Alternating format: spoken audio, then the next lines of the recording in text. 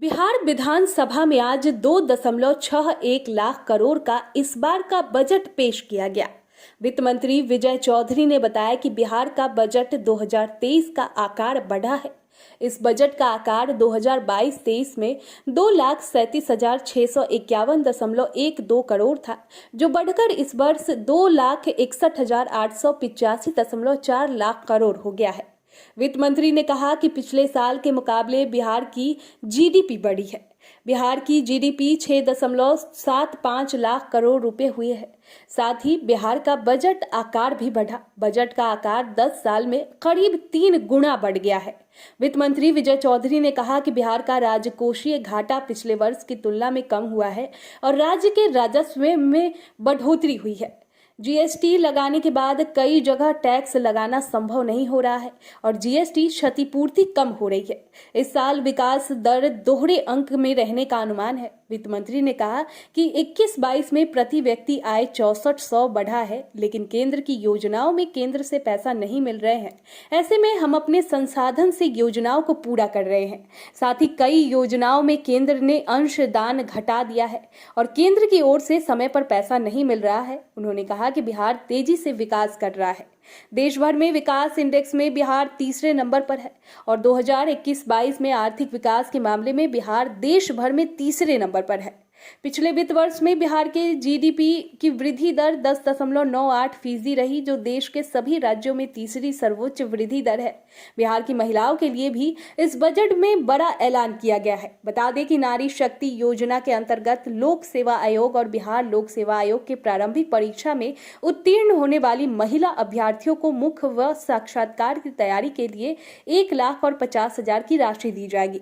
इसके अलावा नारी शक्ति योजना के लिए 60 करोड़ और बालिका प्रोत्साहन योजना के लिए 100 करोड़, तो मैट्रिक परीक्षा में प्रथम श्रेणी से उत्तीर्ण होने वाले छात्रों के लिए 94.5 करोड़ का प्रावधान रखा गया है। अल्पसंख्यक कल्याण जन योजना तलाकशुदा महिलाओं को मिलने वाली राशि 10,000 से बढ़ाकर 25,000 कर दी गई है।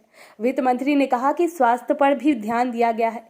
इस साल करीब 10,550 एएनएम की स्थायी नियुक्ति की जाएगी। इसके अलावा मुख्यमंत्री महिला उद्यमी योजना, युवा उद्यमी योजना के तहत 5 लाख लोन उपलब्ध कराया जा रहा है, जिसके लिए बजट में इस बार 800 करोड़ का प्रावधान रखा गया है। बिहार कौशल विकास योजना के तहत 19,878 युवाओं को प्रशिक्षण दिया गया है। करीब 171 कौशल विकास केंद्रों के जरिए 6,000 कौशल प्रशिक्षण दिया जा रहा है। इसके लिए 10 करोड़ का प्रावधान है। बिहार में करीब 75,000 पदों पर बहाली होगी, जिसकी स्वीकृति दे दी गई है। इसके अलावा 42,000 शिक्षकों की भी बहाली की जाएगी। प्राइमरी स्कूलों में प्रधान शिक्षकों के खाली 40,546 पद भरे जाएंगे। इसके अलावा सरकार ने 10 लाख युवाओं को रोजगार देने का लक्ष्य इस बजट में रखा है। चीज में दीदी आगे आ गई है। दीदी की रसोई है, दीदी की पौधशाला है, किचन गार्डन है, क्या क्या नहीं है। दीदी की रसोई में अमेरिका से शेफ समझने आते हैं।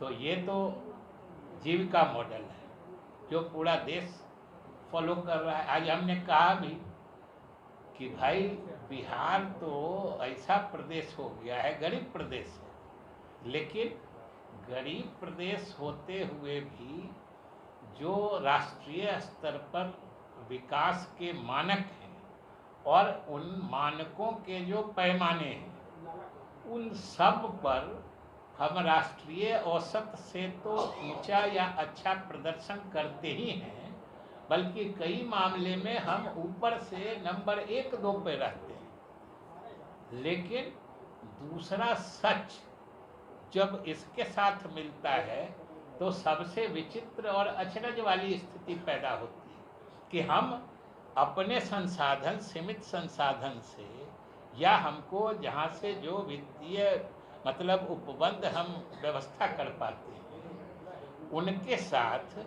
हम अपने देश में सबसे अच्छा प्रदर्शन यानी सबसे अच्छा काम करने वालों में हैं। फिर भी जब गरीबी के मानक पर हमें आंका जाता है तो हम नीचे आ जाते हैं। मतलब खूब अच्छा काम करके भी अगर आप गरीब ही रह रहे हैं, इसका मतलब कारण आप नहीं, कारण कुछ दूसरा है। और ऐसे ही स्थितियों के लिए संविधान में विशेष विशेष सहायता या नीति आयोग के भी प्रावधान में मैंडेट में है विशेष सहायता का, चाहे क्षेत्रीय असंतुलन दूर करना हो या फिर जो राज्य बहुत पीछे छूटे हुए हैं। और हमारा मामला सबों